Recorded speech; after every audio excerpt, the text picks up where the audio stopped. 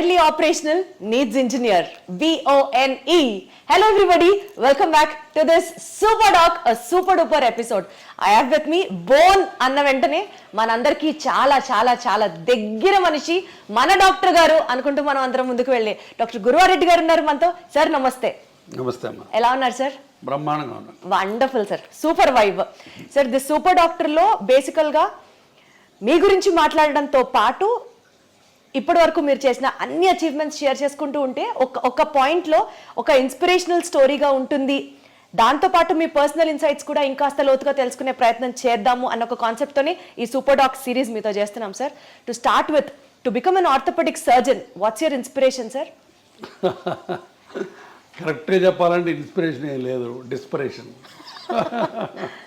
అంటే రోడ్డు మీద యాక్సిడెంట్స్ ఉంటాయి కాబట్టి ఇండియాలో ప్రాక్టీస్ కొదవలేదు ఎముకలు ఎరగడానికి అని ఆ ఉద్దేశంతో ఆర్థోపెడిక్స్ సెలెక్ట్ చేసుకున్నాను నేను. అంతేగాని ఆర్థోపెడిక్స్ ఇన్స్పిరేషన్ వచ్చి ఎవరినో చూసి ఎక్సైట్ అయిపోయి ఎప్పుడు చేయలేదు. అప్పుడు బ్రతుకు తెరువు కోసం ఇది కరెక్ట్ బ్రాంచ్ అనిపించింది, అది చేసుకున్నాను. సార్ ఒకవేళ డాక్టర్ అయ్యి ఉండకపోతే ఏం చేసి ఉంటారు sir? What else career would you choose? Collector కావాలని ఉండేది. Collector? Yeah, I want to become an IAS. But నాకు అన్ఫార్చునేట్గా ప్రాపర్ గైడెన్స్ లేక ఆ డైరెక్షన్లో వెళ్ళలేకపోయాను. లేకపోతే I wanted to be an IAS. రోజు మొత్తంలో సుమారుగా ఎన్ని సర్జరీస్ చేస్తారు సార్? 20-25 సర్జరీస్. సో అన్ని సర్జరీస్ చేసిన తర్వాత టైర్డ్ అయిన తర్వాత what would be your relaxing trend sir? అదే మ్యూజిక్ వినడం, బుక్ చదువుకోవడం, లేకపోతే ఎక్వేరియం ఫిష్ చూడటం. ఫిషెస్ చూస్తే you become happy again sir? Very relax. అదేం థియరీ ఉంది చెప్పండి? ఏం థియరీ ఉంది అంటే ఇన్ బిట్వీన్ ది సర్జరీస్ ఓపీడీలోకి వచ్చి ప్రతి ఓపీలో నాకు ఎక్వేరియం ఉంటుంది. ఏ హాస్పిటల్లో ఎక్కడ కన్సల్టింగ్ రూమ్ అన్నా ఒక ఎక్వేరియం ఉంటుంది. ఆ ఫిష్ అటు ఇటు పోతూ ఉంటే అటు వెనకాల చూస్తా కూర్చుంటాను నేను. That is the biggest relaxation for me. తర్వాత మ్యూజిక్, రీడింగ్ ఏ బుక్. అసలు మీరు ఏం తింటారు, ఏం తాగుతారు అని ఒక సిరీస్ చేయాలని ఉంది sir. How do you be so active and energetic always? I don't know to be frank. Positive thinking నా ఉద్దేశంలో. ఒక నెగిటివ్ థాట్ కూడా ఉండదు నాకు రోజు మొత్తంలో. సో ఎప్పుడు ఎవరికి వాళ్ళకి ఏ రకంగా హెల్ప్ చేద్దామా, ఏ రకంగా పాజిటివిటీ తీసుకొద్దామన్న ఉద్దేశం, తపన ఉంటుంది దాంట్లో. I think that is the. కానీ జనం కూడా దాన్ని పాజిటివ్గా అందరూ తీసుకోవాలి అని ఉండదు కదా. అది కదా, వాళ్ళు పట్టించుకుపోయినా నేను పాజిటివ్గా ఉండటమే పాజిటివిటీ. అది నా పాజిటివిటీ ఎదుటి వాళ్ళ రియాక్షన్ మీద ఆధారపడి ఉండకూడదు. It should come from me and that is absolute, not relative. మీరు పాజిటివ్ ఉంటే నేను పాజిటివ్గా ఉంటాను, మీరు నెగిటివ్ ఉంటే నేను నెగిటివ్ ఉంటాను, అది లేనే లేదు. I want to be positive, I want to be happy because life is so small and so short and only once. Life lesson sir ఇదైతే మాత్రం చాలా బ్యూటిఫుల్గా ఉంది సార్. 25 సర్జరీస్ చేసి పేషెంట్స్ని చూసి పుస్తకాలు చదివే టైం ఎక్కడ వస్తుంది సార్? రాత్రి పడుకునేటప్పుడు బెడ్ సైడ్ రీడింగ్ ఒక 1 hour చదువుతాను కంపల్సరీగా. Almost 1 hour. హార్డ్లీ మీరు 1-2 గంటలు పడుకుంటారా? లేదు, 6-7 గంటలు పడుకుంటాను. 11కి పడుకుంటాను, మళ్ళీ 5కి లేస్తాను. So 6 hours. తర్వాత కార్లో వెళ్ళేటప్పుడు చదువుతుంటాను book. Okay. So sir one thing, మీ పేషెంట్సే మీ నుంచి ఇది నా అలవాటు అని సర్ప్రైజ్ అయ్యే ఎలిమెంట్ ఏదన్నా ఉందా అంటే ఏం చెప్తారు? నా అలవాట, రోజుకి ఒక 1/2 కిలో వేరుశనగ పప్పులు తింటాం. నాకు పీనట్స్ అంటే భలే ఇష్టం. వేరుశనగ పప్పులు అవి ఉడకబెట్టి పెడతారు అక్కడ. సో పేషెంట్ మధ్యలో తింటూ ఉంటాను. అదే ఆశ్చర్యంగా ఉండొచ్చు బహుశా, ఇన్ని పప్పులు తింటాడు అయినా అని. సో నాకు తెలిసి సార్ వేరుశనగ పప్పులు తినడం, ఈ అక్వేరియం ని మెయింటైన్ చేయడం అన్నది ప్రాబబ్లీ ఈ విషయం ఎవరికి తెలిసి ఉండకపోవచ్చు. Only after this interview I take the credit. Exactly. Sir one life lesson what medicine has taught you అంటే ఏం చెప్తారు సార్? Do whatever you can do without expecting anything and then God will give you whatever you deserve.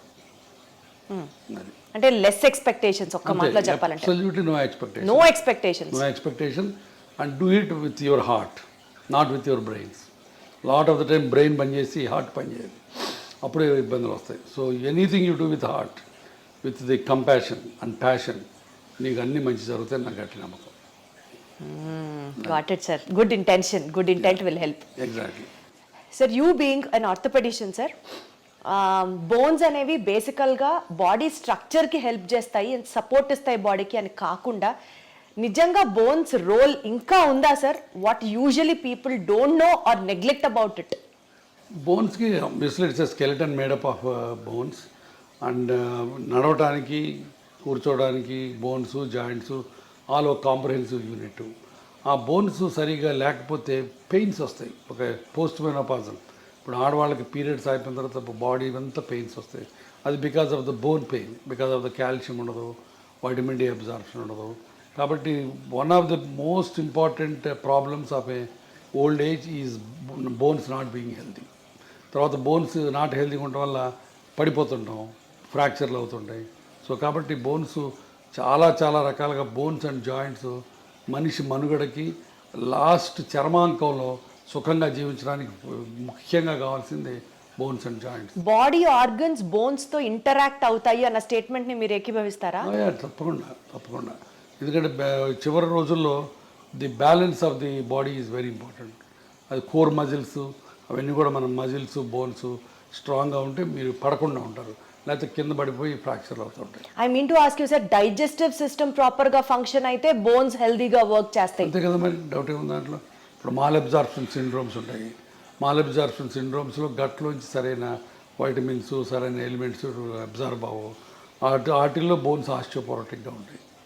కాబట్టి digestive system బాగుంటే bones బాగుంటాయి. కిడ్నీస్కి బోన్స్కి link ఏంటి sir? Kidneys bones links అంటే because again thyroid, parathyroid, తర్వాత calcium, పారాథర్మోను, ఆ బ్యాలెన్స్లో ఒక్కోసారి calcium బోన్లో ఉండకుండా బ్లడ్లోకి వెళ్తుంది.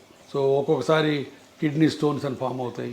సో ఇదంతా మల్టిపుల్ హోమియోస్టాసిస్, అంటే కాల్షియం మెటబాలిజం సరిగ్గా లేకపోవటం వల్ల, తర్వాత పారాథర్మోన్స్ ఎక్కువ ఉండటం వల్ల తక్కువ ఉండటం వల్ల ఆ టైప్లో బోన్స్ ఉండాల్సిన ఆస్టియోపోరోసిస్ ఎక్కువైపోయి బోన్స్ ప్రాబ్లమ్స్ వస్తాయి.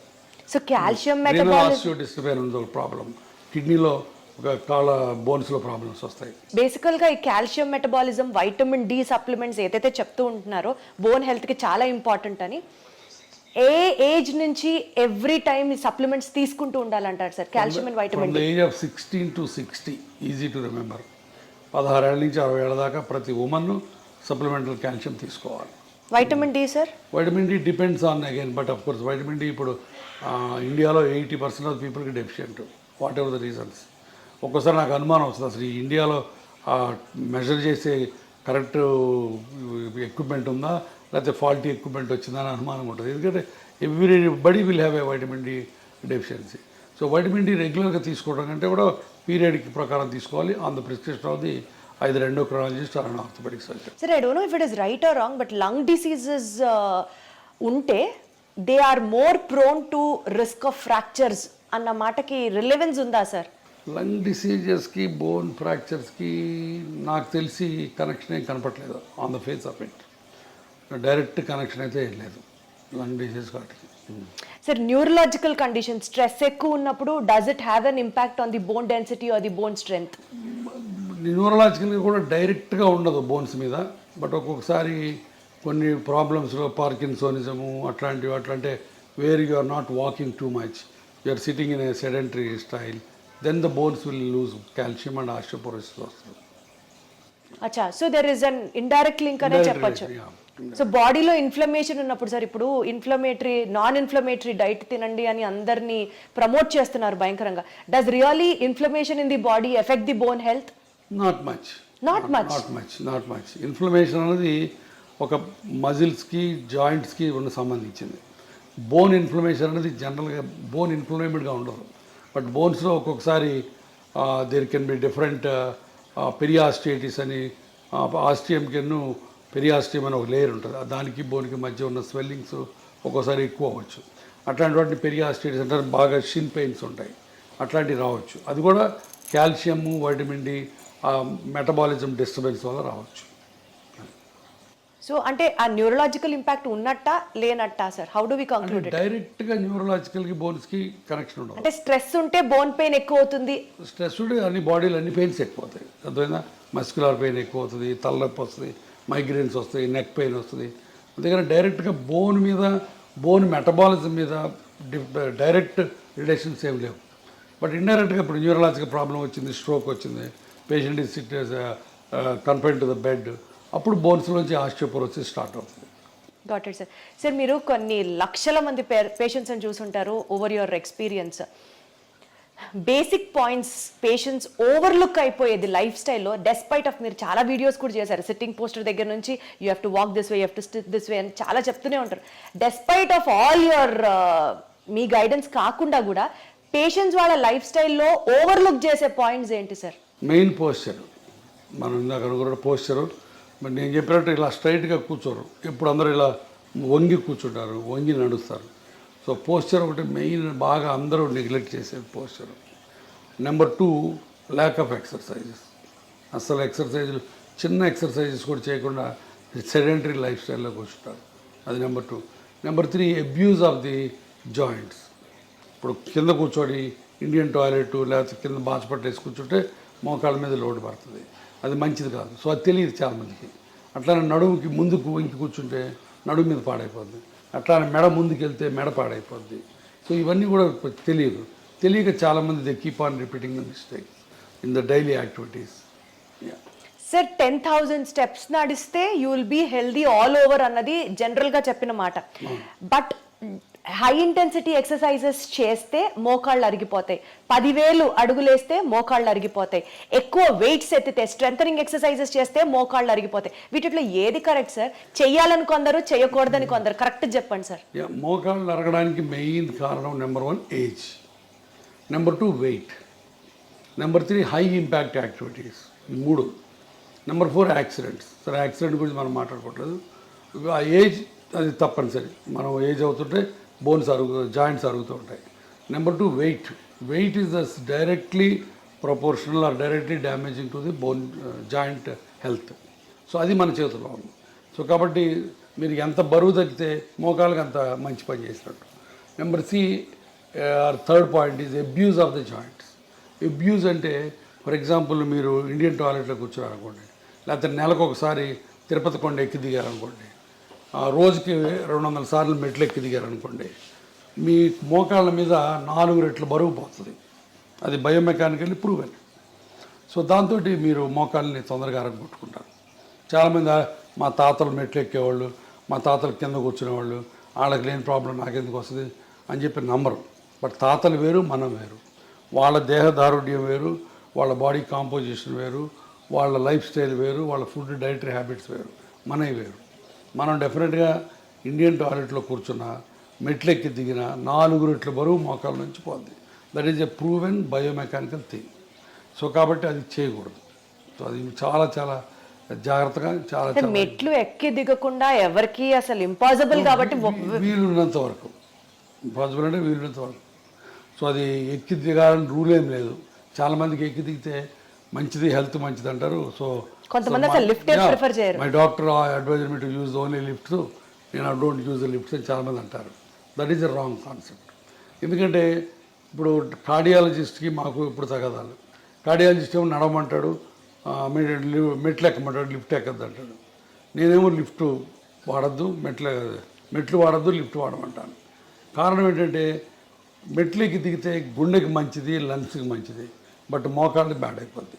సో అన్ని బాడీలో అన్ని ఆర్గన్స్ని కాపాడి స్టిల్ ఎక్సర్సైజ్ ఇచ్చేది 2 బ్రిస్క్ వాకింగ్ అండ్ సైక్లింగ్ ఒకటి. ఈ రెండు మీకు బాగా ఉపయోగపడతాయి. సో అది చేసుకుంటే చాలు. ఇప్పుడు ప్రతిరోజు మెట్లెక్కి దిగాలని రూల్ లేనే లేదు. సార్ కొన్నిసార్లు మీ ఫ్యామిలీ గురించి, మీ పర్సనల్ స్పేస్ గురించి మీరు మాట్లాడినప్పుడు చాలా కంపాషనేట్గా మాట్లాడుతున్నట్లు అనిపిస్తుంది. ఈ field especially in the terms of medical field, hospitals, costly hospitals, rich is everything, కంపాషనేట్గా అనిపిస్తుందా సార్, లేకపోతే కమర్షియలైజ్ అయ్యింది కల్చరు అన్న ఫీలింగ్ మీకు ఎప్పుడైనా వచ్చిందా? కంపాషన్ అనేది గుండెలోంచి రావాలి, కమర్షియల్ అనేది బ్రెయిన్లోంచి. ఇందాక మనం అనుకున్నట్టు ఇది కమర్షియల్ వరల్డే, but still you can be kind, you can be compassionate. That's what it is. ఇప్పుడు మా హాస్పిటల్ ఉంది, మేమే చారిటీ కాదు. We have to run the hospital, we have to earn for the stakeholders, but at the same time we don't need to flee the patient దోచుకోవాల్సిన పని లేదు, and వాడి రక్తం పీల్చాల్సిన పని లేదు. మేమే కాదు, 90% of the doctors don't do that. But ఆ దురదృష్టవశాత్తు thanks to media, thanks to the people, మేమందరం దొంగలవి, మేమందరం రాబందులవి, మేమందరం బందిపోట్ల కింద చిత్రీకరించబడుతున్నాం. The unfortunate thing they. కాబట్టి కంపాషన్ బేసిక్గా లేకపోతే you are not fit to be a doctor.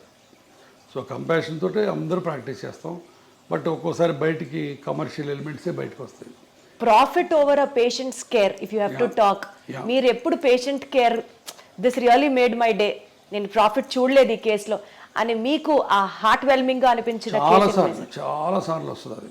ఇప్పుడు నా దగ్గర పేషెంట్స్ వస్తారు, I'm working in a corporate hospital, ఇందాక మీతో అన్నట్టు చారిటీ హాస్పిటల్ కాదు, ఇక్కడ బిల్లులు లక్షలు అవుతాయి, బట్ ఒక్కొక్కసారి బిల్లులు కట్టలేనప్పుడు అవి ఏవి చేస్తాం, చేతనైన సహాయం చేస్తాం. ఇప్పుడు నేను ఒక ట్రస్ట్ పెట్టాను, ఆ ట్రస్ట్లో హెల్ప్ చేస్తాం. సో చాలా రకాల హెల్ప్ చేస్తాం. ఆ హెల్ప్ చేసిన ప్రతిసారి హ్యాపీనెస్ ఉంటుంది, దాంట్లో డౌటే లేదు. One incident if you have to tell sir it really made your day అని అంటే ఏం చెప్తారు? చాలా ఉన్నాయి. లాస్ట్ వీక్ ఇట్ సెల్ఫ్ ఒక కలీగ్ ఆర్థోపెడిక్ సర్జను, బట్ చాలా రోజుల నుంచి ఆయన ప్రాక్టీస్ చేయట్లేదు, బెడ్ మీద కదలట్లేదు, ఆయన పడి ఫ్రాక్చర్ అయ్యి వచ్చాడు. సో హిప్ రిప్లేస్మెంట్ చేసాం. అయిన తర్వాత కూడా ఆయన 10 రోజులు హాస్పిటల్లో ఉన్నాడు, బట్ నడవలేదు, ఈ రిఫ్యూజ్ టు వాక్. బిల్లు చాలా అయింది, మళ్ళీ కట్టుకోలేమన్నారు. దాన్ని మరి 70% బిల్ తగ్గించి ఇంటికి పంపించాను. ఆ ఇంటికి పోయే ముందు ఆయన నాతో వీడియో కాల్లో ఆయన కళ్ళల్లో కృతజ్ఞత, ఆయన ఆవిడ కళ్ళల్లో కృతజ్ఞత నాకు evident, and that made my day. Wonderful sir, super super sir. ఇప్పుడు సోషల్ మీడియా ట్రెండ్ అనుకోవచ్చు, maybe because of the awareness for the people అనుకోవచ్చు, ప్రతి ఒక్కళ్ళకి మెడికల్ నాలెడ్జ్ తెలుస్తోంది and they started questioning the doctors as well. మీరు appreciate చేస్తారా యాక్ట్ని, or do get bored or you know విసుగొస్తుందా? విసుగు రాదు, 70% దాకా టాలరేట్ చేస్తాను, బట్ ఒక్కోసారి వాళ్ళు గీత దాడతారు. గీత దాటి ఏం జరిగింది సార్ అలాంటి సంఘటన ఒకటి చెప్పండి. ఏలేదు, ఫర్ ఎగ్జాంపుల్ నిన్న మోకాళ్ళ ఆపరేషన్కి ఒక ఆయన వచ్చాడు, ఆయన ఏదో ప్రొఫెసర్ ఎక్కడో, కొంత నాలెడ్జ్ ఉంది, సో క్వశ్చన్స్ అడుగుతున్నాడు. నేను చాలా ఓపిక్గా 20 నిమిషాలు ఆన్సర్లు ఇచ్చాను.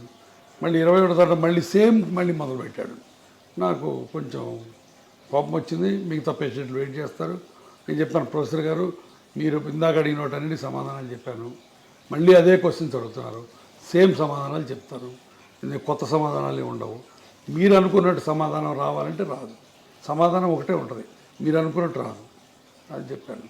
అంటే తిట్టినట్టు చెప్పలేదు, బట్ కొంచెం వాయిస్ పెంచి చెప్పాను. ఆయన అర్థం చేసుకున్నాడు, డాక్టర్ గారికి కోపం వచ్చినట్టుందని మెలకుండా వెళ్ళిపోయాడు. బట్ చాలా తక్కువ అలాంటి ఇన్సిడెంట్స్.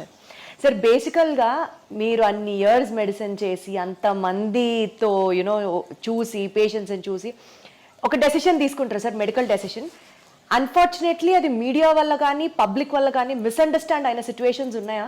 ఉన్నాయండి. ఇప్పుడు నేను ఒకసారి అంతకుముందు కూడా చెప్పాను, ఒక పేషెంట్కి కాలు ఇరిగి వేరే హాస్పిటల్లో ట్రీట్మెంట్ చేసుకుంటే ఆ కాలు అంతా డెడ్ అయిపోయినట్టు అయిపోయింది, వుడెన్ ఇండ్యూరేటెడ్గా అయిపోయింది. దాన్ని మనం కంపార్ట్మెంట్ సిండ్రోమ్ అంటాం. అతను నా దగ్గరకు వచ్చాడు, కాలు తీసేయమంటున్నారు సార్ మిగతా వాళ్ళు, మీరేంటని. నేను కాలు తీయక్కర్లేదు అని చెప్పి 3 నెలల పాటు లిటరల్గా సాకాను ఆ కుర్రాడిని. సాకడం అంటే ఏదో కుర్రాడు తమ్ముడిని కొడుకుని చూసుకున్నట్టు చూసుకొని అతనికి హైపర్ బ్యారిక్ ఆక్సిజన్ కావాలంటే ఇక్కడ, లేకపోతే వేరే ఇంకొక మిలిటరీ హాస్పిటల్కి పంపించి అన్ని రకాలుగా చేశాను. బట్ చివరికి అతను వెళ్ళి 3 టీవీ స్టేషన్స్లో ఇంటర్వ్యూలు సంపాదించి కూర్చొని గురవారెడ్డి మంచోడు కాదు, నా కాల్ని పాడు చేశాడు అని చెప్పాడు. So 3 interviews. బట్ ఆ రోజు చాలా చాలా బాధేసింది. బట్ ఆ రోజు ఒక రకంగా నాకు లిబరేట్ కూడా అయిపోయాను. ఇంత కష్టపడి ఇతనికి చేసాం, ఇతను ఇలా చేశాడు, అయినా సరే మన పని మనం చేయాలి. ఈ ప్రెస్ గురించి, ఈ టీవీల గురించి, వాటి గురించి భయపడకూడదు. నీ ఆత్మకి నువ్వు గట్టిగా ఉన్నంతకాలం వీటి గురించి భయపడకూడదని ఒక రకమైన తెగింపు, ఒక రకమైన స్వాతంత్రం, ఒక రకమైన లిబర్టీ, ఒక రకమైన ఏమంటుందాన్ని కమ్ వాట్ మే అన్న యాటిట్యూడ్ వచ్చింది. సో అది ఒక రకంగా మంచిదైంది నాకు. అంటే సార్ ప్రతి డాక్టర్కి వెనకాల ఇలాంటిది ఒక స్టోరీ ఉంది అనుకుంటే, డాక్టర్ వెనకాల ఉంటాయి. ఒక రిచ్ డాక్టర్ అనుకోండి, సమాజం నుంచి ఒక అన్ఫేర్ క్రిటిసిజంని ఆల్వేస్ ఇన్వైట్ చేసినట్లుగా ఉంటుందా? ఉంటుంది. సమాజం మమ్మల్ని భూతద్దంలో పెట్టి చూస్తుంది, ప్రతి అడుగుని క్రిటిసైజ్ చేస్తుంది. సో తప్పదు, part of life. Despite of మీరు ఇంత సోషల్ సర్వీస్ చేసినప్పటికీ కూడా సార్, గురవారెడ్డి గారి దగ్గరికి వెళ్తే ఆయన ఖచ్చితంగా ఆపరేషన్ అంటారు మోకాలు రీప్లేస్మెంట్కి, అదే బయటకు వెళ్తే డాక్టర్లు అనరు అన్న మాటకి ఏం చెప్తారు? దానికి చాలా చాలా సత్య దూరం అది. నేను రోజుకి 100 నుంచి 120 మంది పేషెంట్లు చూస్తాను. దాంట్లో 30-40 మంది కంటే ఆపరేషన్ పడవు. తర్వాత నాది టెర్షియరీ ప్రాక్టీస్, అది మర్చిపోవద్దు మీరు. అంటే పేషెంట్లు మిగతా వాళ్ళందరి దగ్గరికి చూయించుకొని ఇక ఆపరేషన్ తప్పనిసరి అన్నప్పుడు నా దగ్గరికి వస్తారు. మొదటి రోజు రారు. సో నాది టెర్షియరీ ప్రాక్టీస్. హైదరాబాద్ అవ్వటం అయితేవి, నేను ఉన్న డాక్టర్స్లో సీనియర్ మోస్ట్ ఇప్పుడు 25 ఏళ్ళ నుంచి ప్రాక్టీస్ చేస్తాను కావటం అయితే ఉంది. సో ఇక్కడ ఉన్న ఓల్డ్ డాక్టరు, సీనియర్ డాక్టరు కాబట్టి చివరిలో సెకండ్ ఒపీనియన్, థర్డ్ ఒపీనియన్ కోసం నా దగ్గరికి వస్తారు. ఎప్పుడైతే టెర్షియరీ ప్రాక్టీస్ ఉంటుందో అప్పుడు ఆబ్వియస్గా ఆపరేషన్ రేట్ ఎక్కువ ఉంటుంది. సో అది అనవసరంగా ఎవరు ఆపరేషన్ చేయడం. గురువారెడ్డి దగ్గరికి వెళ్తే ఆపరేషను, మిగతా వాళ్ళ దగ్గరికి వెళ్తే ఇంజక్షను, అవన్నీ మాయ. ఇప్పుడు ఆ రకంగా ఇంకోటి కూడా చెప్పాను, నేను లాస్ట్ 1 year నుంచి యుద్ధం చేస్తున్నాను.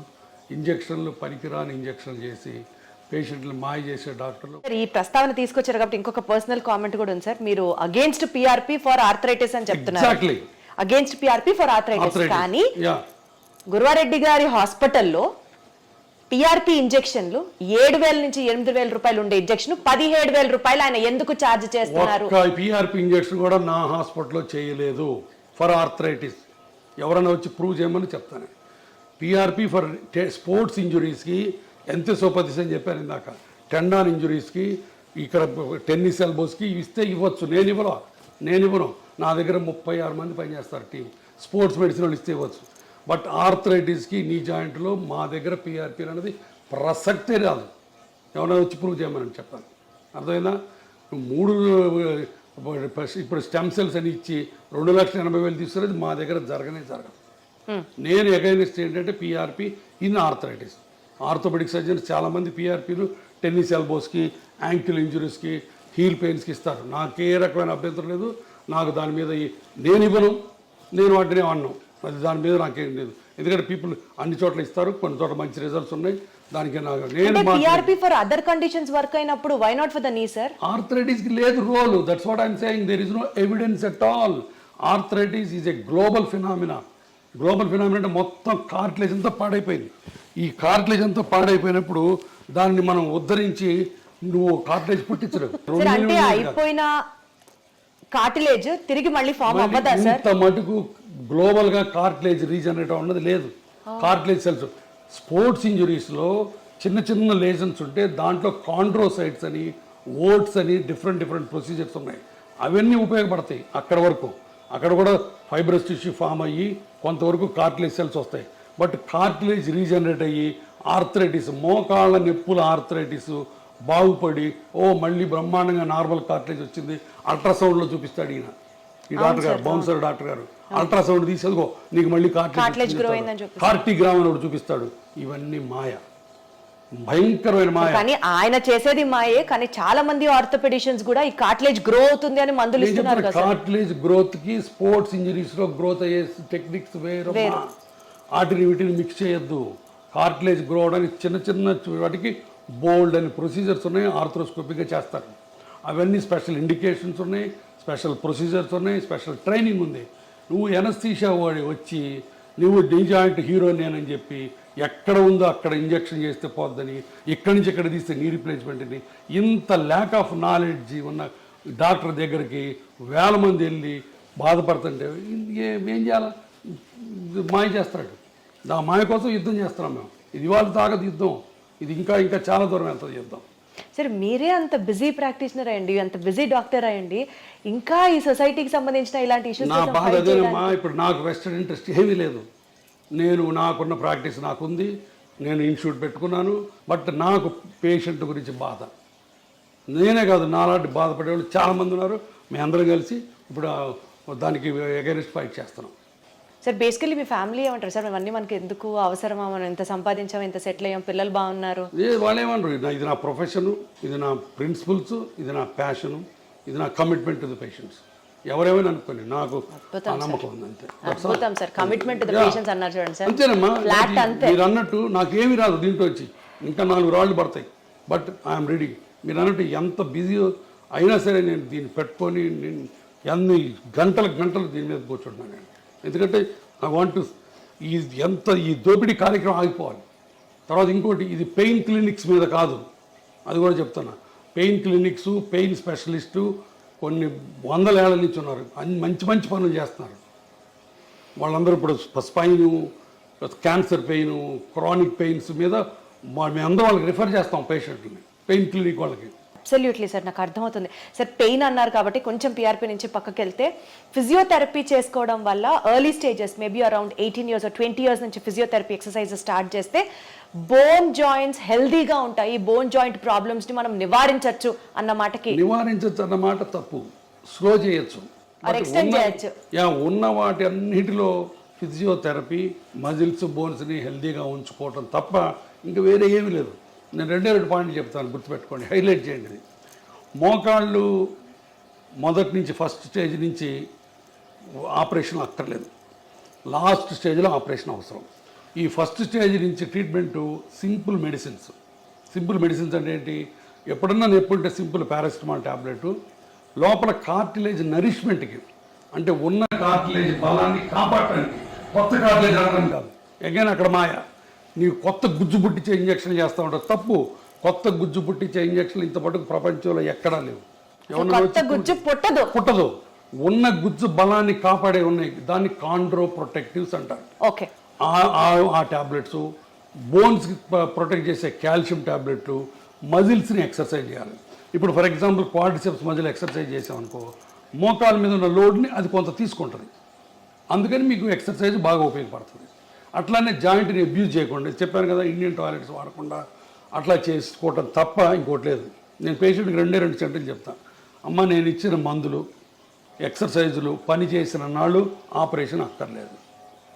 ఈ మందులు ఎక్సర్సైజులు పని చేయకపోతే ఆపరేషన్ తప్ప ఇంకొకటి లేదు. మీరు చేయించుకుంటారు లేదు అనవసరం, బట్ డాక్టర్గా నీ ధర్మం ఏంటి చెప్పాలి. నీ రీజన్ చెప్పాలి. నువ్వు హిపోక్రటిస్ ఓత్ తీసుకున్నావమ్మా సార్. అద్భుతం సార్, అద్భుతం. గురించి ఈ రోజుల్లో ఎవరు మాట్లాడుతున్నారు సార్? లక్షలు సంపాదించి ఎట్లా నిద్రపోతావు? నువ్వు పేషెంట్ల రక్తం తాగుతున్నావు, నువ్వు అంతమించి ఇంకేం లేదు నీకు. సో ఈ హిప్ ఇంప్లాంట్స్ అండ్ నీ ఇంప్లాంట్స్ గురించి సార్, రేటుకి తగ్గట్టుగా ఆపరేషన్ చర్య ఉంటుందా సార్? ఇప్పుడు దాంట్లో రకరకాలు ఉంటాయి. ఇప్పుడు ఇదిగో, ఇది ceramic, stainless steel, cobalt chromes ఉంటాయి. సో ఇట్లా ఇటుపక్క క్రాస్ లింక్డ్ పాలిఎథిలీన్ ఉంటుంది. హిప్ జాయింట్లో కనీసం 10 వెరైటీస్ ఉంటాయి. ఇప్పుడు సెరామిక్ ఉందనుకో, స్టెయిన్లెస్ స్టీల్ కంటే కనీసం 2 రెట్లు ఎక్కువ కాస్ట్. ఇదే సెరామిక్ ఇటు 2 పక్కలు వేసామనుకో 3 రెట్లు కాస్ట్. ఇటుపక్క ఓన్లీ ప్లాస్టిక్ వేసామనుకో రేట్ తగ్గుతుంది. సిమెంట్ లేకుండా వేసామనుకో రేట్ ఎక్కువ, అది లోపల హైడ్రాక్సీ అపటైట్ కోటింగ్ ఉంటుంది. అదే సిమెంట్తో వేసామనుకో రేట్ తక్కువ.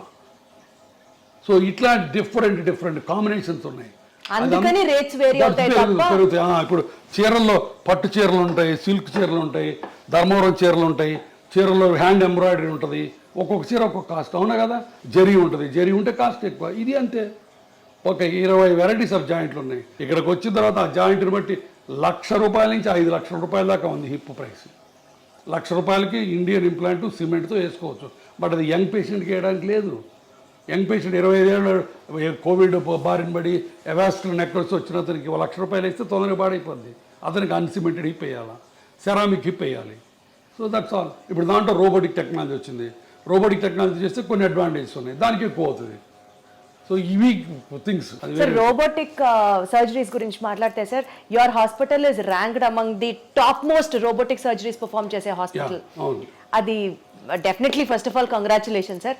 కాకపోతే రోబోటిక్ సర్జరీస్ అన్నవి are affordable to everybody is one not at all. Robotics ప్రతి వాళ్ళు చేయించుకోవాలి రూలే లేదు.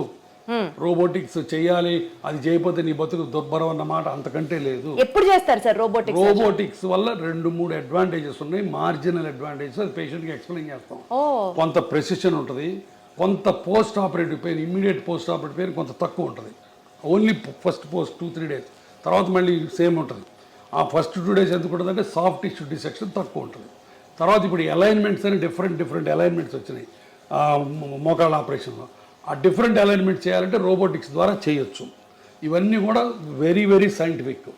కానీ రోబోటిక్తోనే చేయాలని రూల్ లేదు. నేను 100 మందికి చేస్తే ఒక 50 మంది రోబోట్ చేయించుకుంటారు, 50 మంది రోబోట్ చేయించుకోరు. బట్ ప్రతి పేషెంట్కి ముందే చెప్తాం రోబోటిక్ వల్ల ఈ ఉపయోగాలు ఉన్నాయి, బట్ ఈ ఉపయోగాల గురించి మీరు డబ్బులు వేస్ట్ చేసుకోవాల్సిన పని లేదని కూడా చెప్తాం.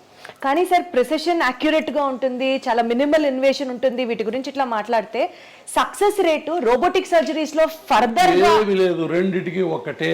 Sure, sir. రోబోటిక్ సర్జరీ వల్ల సక్సెస్ రేట్ ఎక్కువ అవుతుందని ఎవ్వరు చెప్పకూడదు, చెబితే అది అబద్ధం. నేను చెప్పను, నేను ఇంతవరకు ఏ పేషెంట్కి చెప్పలా. రోబోటిక్ వల్ల కొంత అడ్వాంటేజెస్ ఉన్నాయని చెప్తాను తప్ప సక్సెస్ రేట్లో ఏ మాత్రం తేడా లేదు, రెండుకి ఒకటే సక్సెస్ రేట్. ఎట్లా జరుగుతున్నాయి సార్? అంటే పేషెంట్స్ యొక్క పర్సెప్షన్ టువర్డ్స్ రోబోటిక్ సర్జరీ ఎట్లా ఉంది సార్? పేషెంట్స్ వల్ల మా పేషెంట్స్ కూడా ఏంటంటే ఇండియన్ పేషెంట్స్ కూడా ఇప్పుడు వెల్ ఇన్ఫార్మ్డ్, Absolutely. వాళ్ళందరూ వాళ్ళే వచ్చి అడుగుతారు. తర్వాత చాలామంది పేషెంట్లకి వాళ్ళ పిల్లలు అమెరికాలో ఉంటారు, అక్కడ అమెరికాలో ఇది standard of care robotic surgery అన్నది. వాళ్ళు అక్కడి నుంచి చెప్పి మీరు రోబోటిక్ చేయించుకోవడం చెప్తారు తల్లిదండ్రులకి, వాళ్ళు మమ్మల్ని వచ్చి అడుగుతారు. సో మేము ఆఫర్ చేస్తాం, దట్స్ ఆల్. అంతకుమించి అంటే పేషెంట్ సౌలభ్యం కోసం అది కూడా ఇనిషియల్ గా తప్పించి పేషెంట్ని మాయ చేసి పేషెంట్ని అబద్ధాలు చెప్పి రోబోటిక్స్ చేసే ప్రసక్తి లేదు, నెంబర్ 1. నెంబర్ 2, రోబోటిక్స్ చేసి నువ్వు అద్భుతంగా ఉంటావు, ఇంకో 20 ఏళ్ళు ఎక్స్ట్రా ఉంటావు అన్నది అంతకంటే లేదు. రోబోటిక్స్కి ఎక్స్ట్రా సక్సెస్ రేట్ అన్నది అంతకంటే లేదు. నేను క్లియర్గా చెప్తున్నాను 3 విషయాలు. ఏది ఇన్ని 10,000 రోబోటిక్ ఆపరేషన్లు చేసిన తర్వాత కూడా. బట్ రోబోటిక్స్ అనేది ఒక extra technology which will help you in getting a proper outcomes. అది పాయింట్ అక్కడ. అదైనా డిఫికల్ట్ ఆపరేషన్స్ ఉంటాయి, ఒకసారి బాగా అరిగిపోయి మొత్తం దొడ్డికాళ్ళు వస్తారు, స్టేజ్ 4 బాగా అడ్వాన్స్డ్. అట్లాంటి వాటిల్లో రోబోట్ మనకి ఎంతవరకు బోన్ కట్ చేయొచ్చు, ఎంతవరకు సాఫ్ట్ టిష్యూ డిసెక్ట్ చేయాలని కొన్ని మనకి ఇస్తుంది. అట్లాంటి హిప్ రిప్లేస్మెంట్స్లో డిస్ప్లాస్టిక్ హిప్స్ అని ఉంటాయి, అంటే చిన్నప్పటి నుంచి పాడైపోయిన హిప్స్. ఆ హిప్స్లో రోబోట్ ముందే మనకి ఎక్కడ మంచి బోన్ ఉంది, ఈ కప్ ఎక్కడ పెట్టచ్చు అని ముందే మనకి గైడెన్స్ ఇస్తుంది. అట్లాంటి అడ్వాంటేజెస్ ఉన్నాయి. అంతేగాని రోబోటిక్తోనే చేయాలన్నది లేనే లేదు. మళ్ళీ చెప్తున్నాను. అబ్సల్యూట్లీ సార్, నాకు అర్థమైంది sir. To just divert our interview on a lighter note and conclude it sir, just I wanted to ask you, ఒక జాయింట్ హెల్త్ కి సంబంధించినటువంటి ఒక మీ కోరిక, జనాలు ఈ మిత్తుని నమ్మడం ఆపండ్రా బాబో అని అంటే ఏం చెప్తారు సార్? ఇందాక చెప్పింది మళ్ళీ చెప్తా, నేను అలిసిపోను, ఎన్ని గంటలైనా చెప్తాను ఇదే. నా పేషెంట్లకి నేను చెప్పే, చేతులు జోడించి చెప్పేది ఏంటంటే, మీకు మోకాళ్ళ నొప్పులు ఉంటే సింపుల్ మందులు ఎక్సర్సైజులతో గడపండి. భయంకరమైన నొప్పులు వచ్చి నడవలేని పరిస్థితి వస్తే భయపడకుండా ఆపరేషన్ చేయించుకోండి. మీరు భయపడ్డా, ఆర్థికంగా సౌలభ్యం లేకపోయినా ఒక రామాయణము మహాభారతం చదువుకోండి. సార్, ఒక్క సూపర్ ఫుడ్ తింటే బోన్స్ అద్భుతంగా ఉంటాయంటే ఏంటి సార్ అది? ఏ లేదు, నాకైనా అబద్ధం. సూపర్ ఫుడ్ ఏమి లేదు, సూపర్ డాక్టర్ లేదు, ఏం తినమంటారు సార్? లేదు. ఏం తినమంటారు సార్ బోన్స్ హెల్తీగా ఉండాలంటే? Head calcium, healthy milk products చాలు, సింపుల్ మిల్క్ ప్రోడక్ట్స్ తింటే చాలు. And regular exercise and impact exercise అంటే వాకింగ్ అట్లాంటివి చేసి. దుంపకూరలు తింటే జాయింట్ పెయిన్స్ ఎక్కువ అవుతాయి, ట్రూ ఆర్ ఫాల్స్? నాకు తెలియదు. నాకు తెలిసి నేను చదువుకున్న దాంట్లో ఫుడ్కి మోకాళ్ళ కార్టిలేజ్కి డైరెక్ట్ రిలేషన్ లేదు, ఇండైరెక్ట్గా ఉంది. ఫుడ్ తిని లావు ఎక్కితే లావు వల్ల మోకాళ్ళు పాడవుతాయి తప్ప డైరెక్ట్గా వంకాయ తింటే కార్టిలేజ్ పోద్ది, కూర ఈ చామదుంప తింటే కార్టిలేజ్ వస్తుంది, ఈ అల్ట్రాసౌండ్ చేస్తే నొప్పి తగ్గుద్ది, ఇవన్నీ లేవు నాకు తెలుసు. సార్, మీరు ఎక్సర్సైజ్ చేయమని పేషెంట్స్కి చెప్తూ ఉంటారు కదా, ఫన్నీయెస్ట్ ఎక్సర్సైజ్ మీ దాకా వచ్చి ఒక పేషెంట్ చెప్పింది ఏమైనా ఉందా సార్? మీకు అసలు కోపం మామూలుగా రాదు ఆ ఎక్సర్సైజ్, ఆ ఎక్స్క్యూజ్ వింటే ఏం చెప్తారు సార్? I don't no. అంటే నా దగ్గరకు వచ్చే పేషెంట్లు ఒక్కోసారి నేను ఏం చెప్పినా దానికి కౌంటర్ చెప్తారు. మనం ఎక్సర్సైజ్ చేయండి, లేదండి నా బాడీ ఒప్పుకోదు అంటారు. మందులు వేసుకోమంటే నాకు అలసరండి అంటారు. కింద కూర్చోద్దామంటే నేను కింద కూర్చొని మనం చేస్తానంటారు. ప్రతిదానికి అడగకుండా చెప్తా, నేనేం చేయలేను. ఇంకా నేను చేతులైతే అమ్మ నమస్తే అని చెప్తా, అంతే. That's all. Surgery is more painful or skipping that rehab cycle is more painful, sir? Good question. Again చాలామంది మా డాక్టర్లోనే మళ్ళీ కొంతమంది దొంగ డాక్టర్లు ఆపరేషన్ చేసి అసలు నొప్పి ఉండదు, ఫిజియోథెరపీ ఎత్తేద్దాం, ఫిజియోథెరపీ లేకుండా చేసుకోవచ్చు, జీరో ఫిజియోథెరపీ కొంతమంది మొదలెట్టారు. అది కూడా తప్పే. ఆపరేషన్ చేసిన తర్వాత నొప్పి అన్నది దేవుడిచ్చిన సహజమైన రియాక్షన్. కాకపోతే ఇప్పుడు మోడర్న్గా పెయిన్ రెడ్యూసింగ్ టెక్నిక్స్ చాలా వచ్చినాయి. ర్యాపిడ్ రికవరీ ప్రోటోకాల్ అని, మల్టీ మోడల్ ఎనర్జీసీ అని చెప్పి, తర్వాత కంటిన్యూస్ ఎపిడ్యూరల్ పెయిన్ రిలీఫ్ అని, అట్లా చాలా మందులు వచ్చినాయి, చాలా టెక్నిక్స్ వచ్చినాయి ఇమ్మీడియట్ రీహాబిలిటేషన్ వల్ల. వీటి వల్ల కొంత నొప్పి తగ్గుతుంది. తర్వాత నొప్పి అనేదమ్మా మల్టీ ఫ్యాక్టోరియల్, అంటే చాలా ఫ్యాక్టర్స్తో సంబంధించింది. కొంతమంది పేషెంట్లు వెరీ సెన్సిటివ్గా ఉంటారు, అవును సార్. కొంతమంది పేషెంట్లు బిందాస్గా ఉంటారు, అది పేషెంట్ ఫ్యాక్టర్. తర్వాత కొంతమందికి బాగా అరిగిపోయింది అనుకో, ఎక్కువ డిసెక్ట్ చేయాల్సి వస్తుంది, అప్పుడు ఎక్కువ ఇన్ఫ్లమేటరీ సైటోకైన్స్ రిలీజ్ అవుతాయి, వాళ్ళకి ఎక్కువ నొప్పి ఉంటుంది. సో కాబట్టి పెయిన్ లేకుండా ఏ పేషెంట్ ఉండడు. కొంతమంది అదృష్టవంతులు అసలు పెయిన్ ఉండదు వాళ్ళకి, అంటే వాళ్ళ అదృష్టం. అంటారు కదా సార్, పెయిన్ సైకోసోమాటిక్ అంటారు కదా. సైకోసోమాటిక్ కాబట్టి నొప్పి అన్నది మల్టీఫ్యాక్టరీలు, దానికి చేస్తాం. బట్ రీహాబిలిటేషన్ కూడా పేషెంట్ రిలాక్స్ అయ్యి ఫిజియోథెరపిస్ట్ చేసినట్టు చేస్తే అంత నొప్పే ఉండదు. సరే, ఫిజియోథెరపీ చేసేటప్పుడు ఆ నొప్పి తగ్గడానికి ఏమి ఉండదా సార్? ఉన్నాయమ్మా, చాలా ఉన్నాయి. క్రయోథెరపీ అని ఐస్ ప్యాక్స్ పెడతాము. తర్వాత ఇప్పుడు నేను 100 మంది పేషెంట్లు చేస్తే చాలా మంది ఏమనుకుంటారు తెలుసా సార్, మీరు సర్జరీ చేస్తారు, రీహాబ్ ఎక్సర్సైజెస్ ఫిజియోథెరపీ గురించి మాట్లాడితే అది చాలా పెయిన్ఫుల్. ఇంత చేసినా కూడా ఇదివరకు లాగా నేను నడవలేకపోతున్నాను, 90-95% కూడా రికవరీ ఉండట్లేదు అని అనుకునే వాళ్ళకి ఏం చెప్తారు? చాలా చాలా సత్య దూరం ఇది కూడా. మేము చేసే ఆపరేషన్స్లో 1 ఇయర్ తర్వాత, 1 ఇయర్ పడుతుంది కొంతమందికి, 1 ఇయర్ తర్వాత the satisfaction rate in knee replacement properly done and properly explain to the patient psychic కాకుండా పేషెంట్ మామూలు పేషెంట్ అయితే 90% సక్సెస్ రేట్. ఏది పర్సెప్షన్లో 1 ఇయర్లో 90% people will be very happy, very happy, very happy, back to their normalcy you can say. అమ్మ, ఎంతమంది మా ఓపీలో ఒకసారి కూర్చొని చూడు సార్, దేవుడు మీరు మమ్మల్ని మళ్ళీ నడిపించారు, పునర్జన్మ సార్ అంటారు. అమ్మ, అసలు నడవలేక వీల్ చైర్లోనే మోషన్ యూరిన్ పోయే వాళ్ళని నడిపిస్తే ఎంత పునర్జన్మలకి. అన్నిటికీ బాత్రూమ్ పోవడానికి కూతురు మీద, అల్లుడి మీద, కొడుకు మీద, కోడల మీద ఆధారపడే వాళ్ళకి వాళ్ళ కాళ్ళ మీద వాళ్ళు నిలబెట్టి నడిపిస్తే ఎంత ఆనందం. అవన్నీ వచ్చి చూడండి. 20 ఇయర్స్, నేను ఇప్పుడు 25 ఇయర్స్ ఇంటూ ప్రాక్టీస్. నేను ఎప్పుడు వచ్చాను? 1999లో వచ్చా హైదరాబాద్. ఇప్పుడు 25 ఏళ్ళు, బహుశా మోర్ దాన్ 70,000-80,000 పేషెంట్కి ఆపరేట్ చేశాను నేను. 25 ఏళ్ళ కింద చేసిన పేషెంట్లు ఇంకా తిరుగుతున్నారు హ్యాపీగా. So that is the beauty of the knee replacement surgery. అది నేను క్యాన్వాస్ చేయక్కర్లా, all over the world millions of people get benefit. ఇప్పుడు నీ రీప్లేస్మెంట్ సర్జరీలోనే latest advancement which really excites you so much ఏమైనా ఉందా sir? Robotic technology, that is the only latest advance. ఇప్పుడు దీంట్లో బోల్డ్ అనే కొత్త మెటీరియల్స్ వస్తున్నాయి. ఇప్పుడు ఈ కోబాల్ట్, క్రోమ్, టైటానియం కాకుండా ఇంకా కొత్త మెటీరియల్, పీక్ మెటీరియల్ అని కొన్ని వెరీ లైట్ మెటీరియల్స్ వస్తున్నాయి. అంటే మేబీ ఒక foreign body inside the body ఉన్నట్లుగా కూడా తెలియదు అన్న, అలాంటివి కూడా వస్తాయి. ఇప్పుడు హిప్ రీప్లేస్మెంట్, నీ రీప్లేస్మెంట్, ఈ రెండు ప్రపంచ మానవాళికి దేవుడిచ్చిన 2 సూపర్ గిఫ్ట్స్. అరగటం ఆయన ఇచ్చిందే శాపం, బట్ దానికి ఆన్సర్లు కూడా ఆయనే ఇచ్చాడు. ఫర్గాటన్ జాయింట్స్ వీటిని అంత century operation of the century decade అంటారు దీన్ని. అలాంటి ఆపరేషన్లు ఈ 2 కొన్ని వేల లక్షల కోట్ల మంది ఇది చేసుకుంటున్నారు. సార్, ఫైనల్ అన్న కంక్లూజన్ నోట్ సార్, ఏం చెప్తారు సార్ ఆడియన్స్కి ఫ్రమ్ యువర్ ఎండ్? లైఫ్ చాలా సింపుల్, కాంప్లికేట్ చేసుకోవద్దు. మీరు పేషెంట్లుగా ఎంతో కన్ఫ్యూజన్లో బతుకుతున్నారు నాకు తెలుసు. ఎందుకంటే ఒక పక్కనేమో నాలాంటాడు ఆపరేషన్ అంటాడు, ఇంకొక ఆయన వచ్చి పిఆర్పి అంటాడు. ఈ మధ్యలో ఎక్కడ నిజం ఉందో మీకు తెలియదు, సతమతం అవుతున్నారు. దయచేసి ఎవిడెన్స్ లేకుండా మాయమాటలు నమ్మి దొంగ ట్రీట్మెంట్లు చేయించుకోవద్దు. 4 రోజులు ఆగండి, నా మీద కూడా 4 అడగండి, గురువారెడ్డి ఎట్టంటాడో అడగండి, అప్పుడే రండి. ఆపరేషన్ గురించి భయపడద్దు, భయం కొద్దీ ఆపరేషన్ వెనక్కి వెళ్ళద్దు ప్లీజ్. మీకు ఆర్థికంగా స్తోమత లేకపోతే, మీరు ఇబ్బంది పడుతుంటే నేను ఒక ట్రస్ట్ పెట్టాను. దాంట్లో బీదవాళ్ళకి కనిపించిన అమ్మకు ఒక మోకాలని ఒక స్లోగన్తో చేయడానికి చేస్తున్నాం బోల్డ్ అని. మీరు మోకాళ్ళు ఆపరేషన్ చేయించుకోవడానికి ఆర్థిక స్తోమత లేకపోతే మా ట్రస్ట్ దగ్గరికి రండి, నాకు చేతన సహాయం నేను చేసి పెడతాను. కానీ దొంగ మాటలు నమ్మి ఈ ఇంజక్షన్లు మట్టుకు చేయించుకోవద్దు మోకాళ్ళ నొప్పులకు. మిగతా దానికి ఇంజక్షన్లు మీరు చేయించుకుంటారో లేదో నాకు అనవసరం, నాకు తెలియదు. సో BONE బోన్ అంటే బర్డన్ ఆఫ్ ఓవర్ ఎక్స్పెన్సెస్ అంటారు కదా సార్, సరిగ్గా కాపాడకపోతే, చూసుకోకపోతే. అంతే, that's all. Wonderful, sir. So good talking to you. Thank you so much. Okay. Thank you.